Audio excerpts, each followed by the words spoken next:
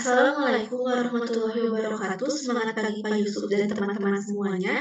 Kami dari kelompok 5 akan mempresentasikan penelitian kecil yang berjudul pembuatan hidrogel dari sodium alginat hasil sintesis daun kelor dengan variasi konsentrasi nanoselulosa. Adapun anggota dari kelompok 5 terdapat pada salindia berikut. Penelitian kami dilatar belakangi oleh potensi besar yang dimiliki hidrogel dalam berbagai bidang, khususnya dalam kajian rekayasa hayati, yaitu untuk pengairan tanaman karena dapat meretensi air dengan baik, dan peningkatan efektivitas pupuk karena dapat memberikan tambahan unsur hara bagi tanaman. Hal tersebut semakin meningkatkan penggunaan hidrogel, sehingga sangat penting untuk meningkatkan efektivitas hidrogel, salah satunya dengan menggunakan kombinasi hidrogel dari bahan sodium alginat dan nanoselulosa. Berdasarkan penelitian, didapat peningkatan lebih cepat waktu yang dibutuhkan untuk mencapai kejenuhan penyerapan air yang berhubungan dengan swelling ratio yang semakin baik. Kemudian tujuan dari penelitian kami yaitu menentukan perolehan nanoselulosa dengan metode hidrolisis asam.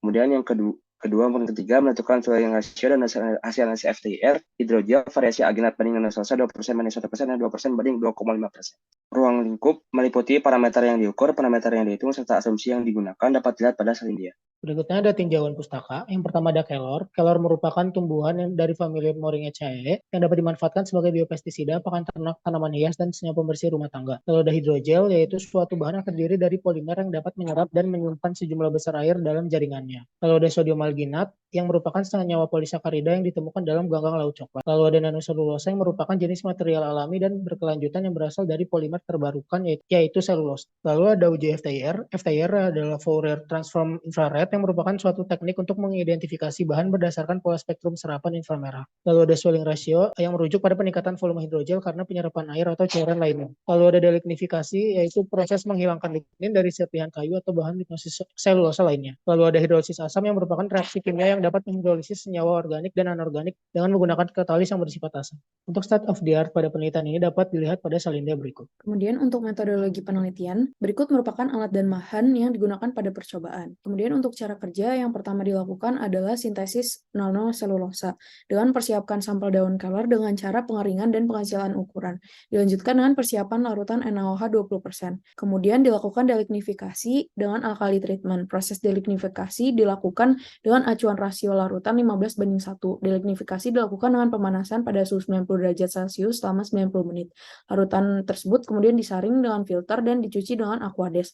Serat yang didapat kemudian dikeringkan dengan oven. Kemudian terdapat persiapan larutan H2SO4 80% dengan pengenceran H2SO4 98% dengan aquades. Dan untuk sintesis nanoselulosa dilakukan dengan hidrolisis asam. Sintesis nanoselulosa dilakukan dengan acuan rasio asam banding nanoselulosa sebesar 10:1. Proses hidrolisis ini dilakukan dengan water bath, pemanasan pada suhu 45 derajat Celcius dengan hot plate, dan pengadukan dengan magnetic stirrer. Setelah itu dilakukan pencucian sampel. Pencucian dilakukan dengan aquades yang dituangkan ke wadah berisi sampel hingga volume akhir mencapai 10 kali volume sampel. Setelah pencucian dilakukan sentrifugasi, penambahan natrium bikarbonat pada pelet, dan pengeringan sampel.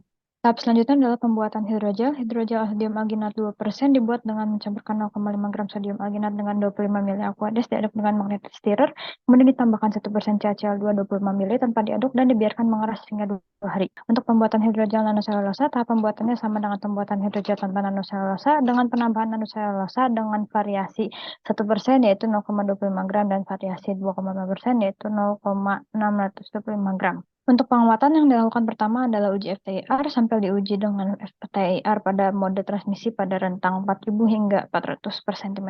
Pengamatan berikutnya adalah swelling ratio. Hidrogel direndam ke dalam aquades hingga beratnya konstan. Swelling ratio dihitung dengan pengurangan berat konstan hidrogel dengan berat awal, kemudian dibagi dengan berat awal dan dikali dengan 100. Kemudian terdapat hasil dan pembahasan. Yang pertama terdapat neraca massa proses. Neraca massa tersebut merupakan perhitungan stoikiometri sederhana yang didasarkan pada hukum kekekalan massa. Berdasarkan hukum tersebut, massa yang masuk ke dalam suatu sistem akan sama dengan massa yang keluar dalam waktu tertentu. Berikut merupakan neraca massa pembentukan hydrogel control dan sintesis nanoselulosa daun kelor. Perolehan nanoselulosa yang didapatkan berdasarkan percobaan sebesar 3,37%. Beberapa parameter yang dapat mempengaruhi perolehan nanoselulosa adalah proses pretreatment, suhu reaksi, temperatur reaksi, dan konsentrasi asam. Proses pretreatment dapat meningkatkan kemurnian serta perolehan selulosa yang dapat digunakan. Kemudian untuk suhu, konsentrasi asam, dan waktu reaksi yang terlalu tinggi dapat menurunkan perolehan nanoselulosa karena kandungan selulosa yang terdegradasi oleh asam. Kemudian berikut merupakan raca massa pembentukan hidrogel alginat dengan konsentrasi nanoselulosa 1 dan 2,5%. Selanjutnya akan dibahas karakteristik hidrogel dengan variasi nanoselulosa. Pada penelitian kecil ini, kami menggunakan konsentrasi sodium alginat sebesar 2% karena konsentrasi sodium alginat yang terlalu tinggi akan membuat hidrogel bertekstur keras dan juga padat. Ditinjau dari segi warna, hidrogel dengan konsentrasi nanoselulosa 2,5% berwarna paling coklat tua, sedangkan untuk hidrogel kontrol berwarna bening. Ditinjau dari konsentrasi nanoselulosa 2,5% menghasilkan pori-pori yang paling kecil dan juga seragam, sehingga bentuk hidrogel pada cetakan lebih mengikuti bentuk cetakan dibandingkan hidrogel dengan variasi lainnya. Ditinjau dari berat, hidrogel kontrol dan juga hidrogel konsentrasi nanoselulosa 1% dan 2,5% secara berturut-turut adalah 15,8 gram, 16,91 gram, dan 16,98 gram. Ditinjau dari segi pH yang terlalu rendah membuat tekstur hidrogel menjadi padat dan juga keras, sehingga kami menggunakan pH sebesar 7,3 untuk menghasilkan pH yang netral. Selanjutnya dilakukan penentuan swelling ratio dari semua sampel hidrogel direndam dalam Aquades dan masanya diukur per jam dan per hari hingga masanya konstan. Berikut merupakan grafik kenaikan massa hidrogel per jam dan per hari. Berdasarkan kedua grafik tersebut didapatkan bahwa semakin lama hidrogel direndam, maka semakin banyak air yang diserap oleh hidrogel dan massa hidrogel semakin naik. Hal ini dapat terjadi karena hidrogel sodium alginat terdiri dari monomer asam beta-D-manuronat dan residu alfa-L-gluronat yang terhubung 1,4 yang merupakan polisakarida linear yang larut dalam air sehingga hidrogel memiliki pori-pori yang dapat menyerap air secara absorpsi. Dapat dilihat juga berdasarkan grafik 4.5, hidrogel mulai mencapai massa yang konstan pada hari ke-7. Berikut ini merupakan tabel swelling ratio setiap sampel hidrogel. Berdasarkan tabel tersebut dapat dilihat bahwa hidrogel dengan tambahan nanoselulosa memiliki nilai swelling ratio yang lebih tinggi dibandingkan dengan hidrogel tanpa nanoselulosa.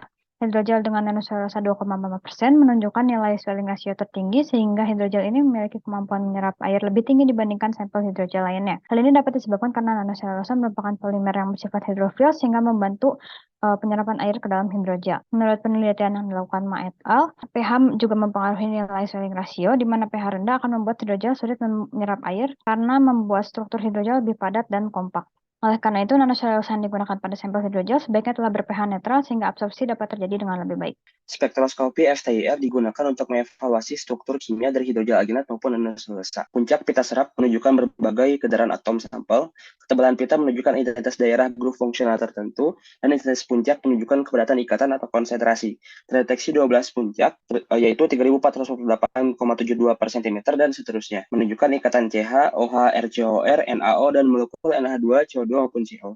Identitas tinggi OH atau hidroksil menunjukkan kemampuan absorpsi tinggi dari air, kemudian identitas tinggi karboksilat menunjukkan kemampuan absorpsi logam, adanya karbon dioksida, amina maupun karbon monoksida berdampak positif pada tanaman, terutama pada metabolisme maupun pertumbuhan perkembangan. Berikutnya untuk hasil uji FTIR hidrogel SA nanoselulosa dapat dilihat pada salin dia. Pada hidrogel yang ditambahkan nanoselulosa akan terjadi peningkatan kekuatan mekanik dan stabilitas hidrogel karena adanya ikatan nanoselulosa dan senyawa perekat. Pada umumnya ikatan yang terbentuk cukup mirip dengan hidrogel kontrol seperti ikatan gugus OH dan CH. Terdapat juga ikatan CO dan C rangkap 2. Penambahan nanoselulosa juga dapat menghasilkan puncak baru pada spektrum FTIR yang mengindikasikan terbentuknya ikatan kimia baru seperti ikatan cincin COC piranosa dalam selulosa dan ikatan glikosidik antara unit gula. Pembuatan hidrogel ini juga dibantu dengan CaCl2 sebagai pelarut pembentuk media pengikat silang atau cross-linking. Gugus karboksil pada permukaan nanoselulosa dapat dengan mudah membentuk struktur kelat dengan ion logam, sehingga pengikatan dapat dibentuk untuk alginat antara gugus karboksil rantai molekul alginat dan ion Ca2+ dari CaCl2. Ca2+ dapat bertukar ion dengan SA dan berikatan dengan gugus karboksil pada nanoselulosa. Gugus karboksil yang melimpah pada permukaan nanoselulosa dapat secara efektif berikatan silang secara fisik melalui ikatan hidrogen yang dikaitkan dengan hilangnya tolakan elektrostat. Setelah perendaman dengan CaCl2, puncak lebar akan bergeser ke bilangan gelombang yang lebih rendah. Untuk kesimpulan yang pertama, perolehan nanoselulosa didapatkan 3,37%. Untuk swelling ratio hidrogel kontrol dan hidrogel dengan variasi nanoselulosa terdapat pada salin dia berikut. Untuk hasil analisis FTIR, pada hidrogel dengan sodium alginat dan juga hidrogel dengan sodium alginat dengan variasi konsentrasi nanoselulosa terdapat pada salindia berikut. Untuk saran terdapat pada salindia berikut. Sekian presentasi dari kelompok kami. Terima kasih.